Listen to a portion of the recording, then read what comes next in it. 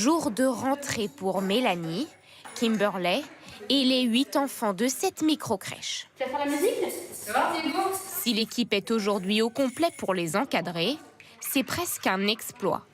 Recruter du personnel devient un casse-tête. Peu de professionnels qui postulent et puis quand elles postulent, bien souvent elles peuvent ne même pas se présenter aux entretiens.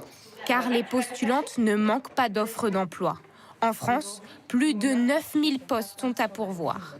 Face à l'urgence, à compter d'aujourd'hui, il est possible de recruter du personnel non formé ou non diplômé. Une bonne nouvelle pour le directeur, qui n'exclut pas d'y avoir recours. Pourquoi pas finalement? Ça va dépendre de chacun. Quelqu'un qui n'est pas diplômé de la petite enfance ou du service social ne veut pas dire qu'il ne sera pas compétent. S'il a cette envie, cette fibre, cet engagement, bien sûr moyennant un accompagnement. 120 heures de formation seront obligatoires, soit environ 3 semaines. Un peu juste pour les salariés qualifiés, déjà en place. Je trouve ça un peu dégradant pour nous, dans la mesure où on a été à l'école pour. La mesure divise aussi les parents. Tant que les personnes aiment les enfants et que le bien-être des enfants passe avant tout, il n'y aurait aucun souci de mon côté. Il y a quand même des gestes au moins essentiels à connaître, même ne serait-ce que les premiers secours. Les besoins d'un bébé, c'est quelque chose hyper spécifique.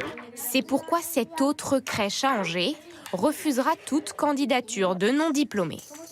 S'occuper des enfants, c'est pas juste changer des couches et jouer avec eux, c'est vraiment, il y a tout un travail derrière. Pourtant, on recherche ici un CDD et un CDI. Seule solution pour combler ces manques, adapter les emplois du temps en fonction des besoins, comme on le fait déjà. On fait parfois revenir effectivement des gens, modifier leur repos, voilà.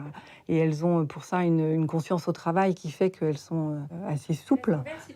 Alors que la rentrée est amorcée, des milliers de parents cherchent encore une place en crèche pour leur